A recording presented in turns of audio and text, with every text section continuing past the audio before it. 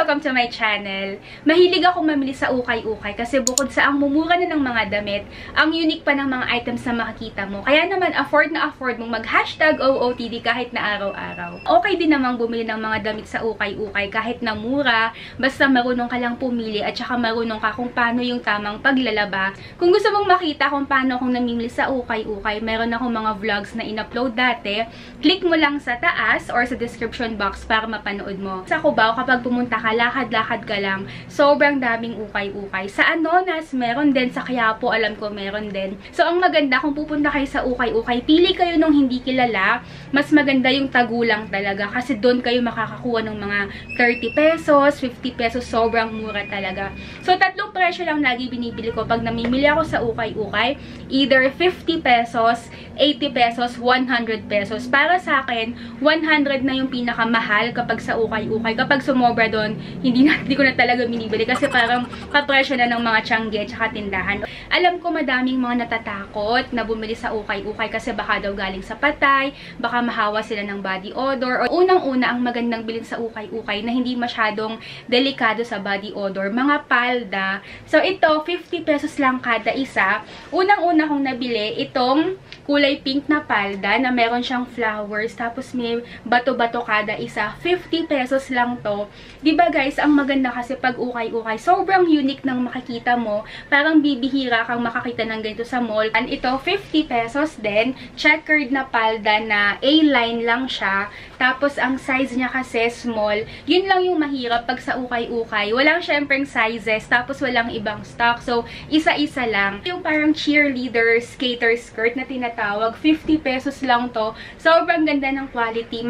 Kapal yung tela niya, tapos de-garter pa siya dito. Isa pang uso ngayon na nasaktuhan ko din ng 50 pesos, yung pleated skirt. Kahit nalaban mo siya, yung pagka-pleats niya, hindi natatanggal. 50 pesos lang din. Medyo simple lang, tapos medyo maliit. Pero binili ko siya kasi yung tatak niya, Bershka, extra small. Sayang naman kasi kapag 50 pesos lang, tapos branded. Parang medyo Korean din yung dating niya. 50 pesos lang din to. Wala siyang lining sa loob, wala din siyang tatak.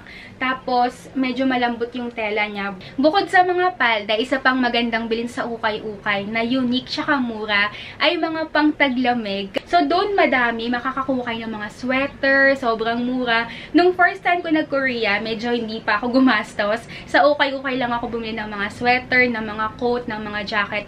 Okay naman, nakasurvive naman ako, tsaka na-inform ako naman siya. So, una kong nabili, 50 pesos ay itong turtleneck sweater. Katulad siya nung nabili kong sweater sa Forever 21. Sinuot ko to nung last November 2018. Nagpunta ako sa Korea. 50 pesos lang din to. Manipis siya. Kaya ang ginawa ko, meron kasi ako yung heat tech na galing sa Uniqlo. So, sinuot ko muna yon, tapos tsaka ako pinatong to para naman hindi ako ginawin. Ang ganda kasi ganito yung mga favorite ko nga, yung parang Korean-inspired na plaid or checkered. Isa sa mga favorite ko na nabili ko sa ukay-ukay, manipis lang siya na long sleeve na turtleneck na color black. Sobrang favorite ko kasi ang nipis niya. So kahit na, diba, okay, panindigan ko mag long sleeve tsaka turtleneck, hindi sacrifice kasi manipis lang siya. 50 pesos, bagay ito sa lahat. Sa itong cardigan na parang bat sleeve yung tawag sa ganito. 50 pesos lang. Meron yung kulay, tapos meron siyang mga embroidery na star na gold. Ito, hindi ko to sa Cubao nabili. Nabili ko to sa Anonas ng 35 pesos. Kaya ako to binili kasi merong isang OOTD si Jennie ng Blackpink na parang meron siyang yung mamahalin niyang dress na sparkly na itim. So, nagandahan ako kaya binili ko din to. Pero syempre yung kay Jennie sobrang mahal. Sa akin, ukay-ukay, 35 pesos lang. Ito guys, medyo random na pero 50 pesos pa din lahat. Jumper na maong. Medyo malaki sa akin kasi parang size 1 or 2. Pero kapag sa galing ukay-ukay, kahit na medyo malaki sa akin, hindi ako nanghihinayang bilhin kasi pwede ko namang ipa-alter. Yung alteration naman sa palengke namin, 50 pesos lang. So, all in all, 100 pesos lang din siya. Nagandahan lang ako sa kulay kasi medyo pang autumn. Isa pang knitted na top.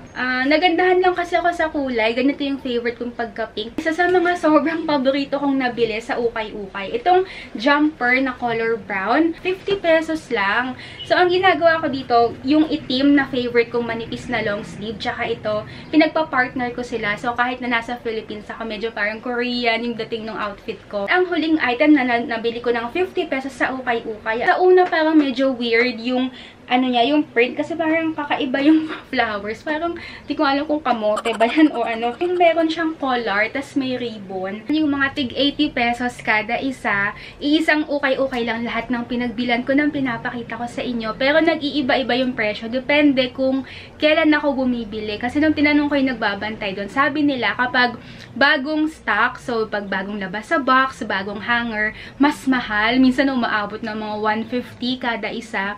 Tapos kapag medyo paubos na, yung medyo palabas na sila ng bagong box, doon daw nagmumura. So, bagsak presyo, yung mga 50 pesos, ganyan. So, itong mga 80 pesos, kaya siya 80 kasi medyo bago-bago pa siya nung binili ko. So, 80 pesos lang. Manipis to kasi, di ba nga sa Philippines, ang init. So, kapag naka-cardigan ka, parang tiis ganda ka talaga. Ito, naisip ko, pwede siyang, halimbawa, yung medyo mahangin lang. Hindi naman siya Forever 21, pero ang nakakatuwa kasi, nung nagpunta ako sa Forever 21, saktong-saktong ganito mismo nakita ko 1,200 pesos. Eh, ito 80 pesos lang. So, nakatipid ako ng 1,120 pesos dahil nga sa ukay-ukay ako bumili. Ito, yung washed denim, 80 pesos. Tapos, ito naman, wala siyang button. Parang A-cut lang siya, 80 pesos lang din. Ito, medyo garterized. Ito naman ay denim talaga. Pero, mura pa din to sa 80 pesos. Wala siyang tatak.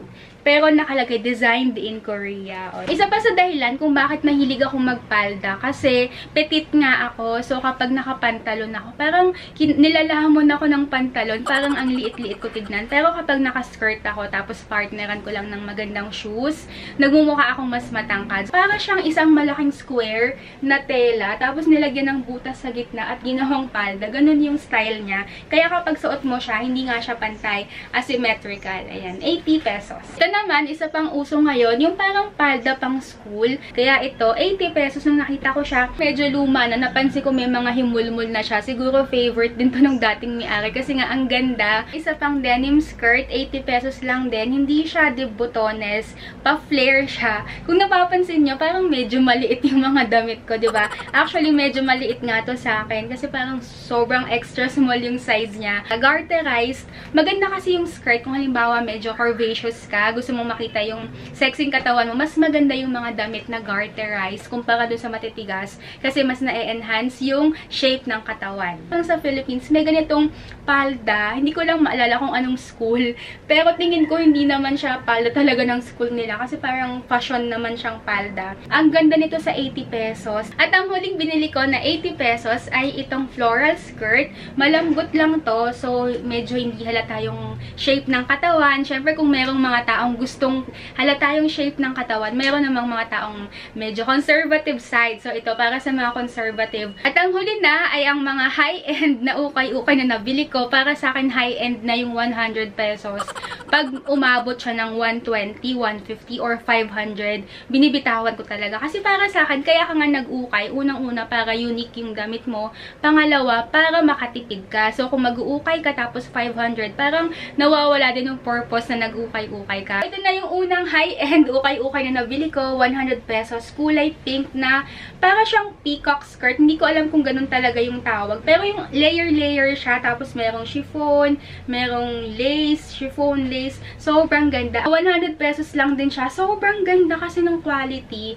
Wala naman siyang tatak, pero size small siya kasi nga size small ako. Tapos, yung length kasi niya, ang lakas makasosyal, yung sa baba ng tuhod. Diba kasi pag medyo mataas, parang pa-sexy. Pag yung length naman niya sa baba ng tuhod, ang lakas niyang decenteng babae. Ganun yung style niya. 100 lang to. Ito may tatak siya, H&M. Size medium siya. So, 100 ko nabili. Pina-repair ko ng 50 pesos. So, 150 pesos lang. Sulit na sulit pa din. Kasi ang alam ko, yung ganito sa H&M, parang 1,000 pesos, diba? So, hindi naman mahahalata na 100 lang yung suot mo. Kasi nga, meron naman siyang tatak. At saka nasa pagdadala din yan. Kahit na ukay-ukay talaga. So, ito naman ay skirt din. Made in Korea na naman siya. Size medium. Medyo malaki sa akin. Bala kong ipa-repair. So, 50 pesos yon. Isa pang palda na malakas malakas din maka-Korean ay ito. So, color black siya na plaid din yung style. Dumating na ako talaga sa point ng buhay ko na sobrang hilig ko talaga sa mga plaid skirt. Kung mahilig din kayo sa ganong aurahan, sa ukay-ukay ang dami kasi nga ang dami din tong galing Korea talaga. Ito yung isa sa mga favorite kong nabili. 100 pesos lang. Made in Korea. Tapos yung tatak niya, Kimchi Blues. Ang maganda nito, dinala ko to mismo sa Korea nung nag-Korea ako nung November. Sinuot ko to doon. Sobrang ganda. Manipis nga lang siya. So, nilagyan ko ng heat tech, tsaka nag-leggings ako sa loob para hindi ako giginawin. Yung itsura niya, parang level ng Zara, tsaka Mango, Topshop. Ganun yung itsura niya. Last two items, galing sa ukay-ukay na 100 pesos each. Itong bestida na parang jumper dress. Nung isang araw, nanonood ako ng Showtime. Nakita ko si Ann Curtis. Ganito yung suot niya. Color gray din. Tapos, pinartneran niya ng turtleneck na long sleeve na itim. 100 pesos. Sobrang ganda niya. At ang pinakahuli na, ito favorite ko din to, yung uso ngayon na coat.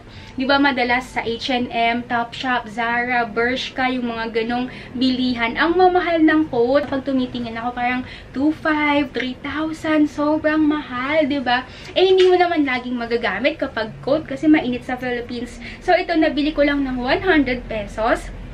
Medyo malaki din to nung nabili ko, parang size medium. So, pina-alter ko siya ng 50 pesos lang. So, 150 lang nabili ko tong coat na to.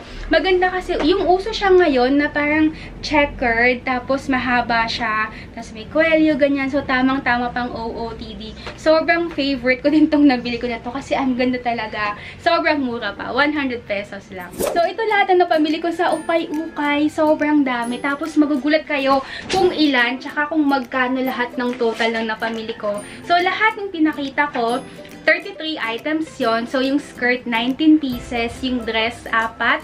Long sleeve, 3. Yung mga blouse, 4. Tapos, cardigan tsaka coat, 3 piraso. So, ang total niya, kinompute ko lahat, 2,300 pesos lang. Sobrang laking tipid. Kasi, diba, pag nag-mall ka, so, 2,300 pesos meron kang dala. So, pag uwi mo ng bahay, meron kang either 3 t-shirt, 2 bestida, or isang coat lang. Dito sa ukay-ukay, 33 pieces, sobrang dami. So, parang pang isang buwan mo ng OOTD yun, diba? Sobrang laking tipid talaga. Sana nag-enjoy ka sa aking ukay-ukay try-on haul. Sana meron kang nakuwang tips kung paano ba mamili ng damit sa ukay-ukay, kung anong magandang bilhin, kung magkano, at saka kung paano pumili ng damit na masusuot mo talaga. Para sa akin, walang nakakahiya kahit na ukay-ukay, kahit namumurahin, tsaka walang tatak yung damit mo. Ang importante naman, unang-una, yung komportable ka sa suot mo, at saka yung ikaw talaga yung suot mo, hindi ka nang gagaya, hindi mo pinipilit, at saka hindi masikip or maluwag sa'yo yung damit mo. Pangalawa, importante lang talaga yung marunong kang magdala. Wala naman yan sa brand at saka sa halaga. Importante yung kaya mong i-mix and match. Kahit na palengke lang yung suot mo, Divisoria, sa Tiangge, or sa ukay-ukay lang, hindi mahalaga yung tatak. Ang importante, yung kaya mong dalhin at saka confident ka sa suot mo. Kasi nasa pagdadala lang naman yan. Naman na from head to toe, mumurahin lang yung damit. Pero ang ganda-ganda pa din tignan. So, yun lang yung lagi yung tandaan. Hindi kailangang mahal ang magpaganda. So, I hope you enjoyed this video. Kung first time mo ako napanood, subscribe to my channel and follow me on Instagram and Facebook. See you next time! Bye-bye!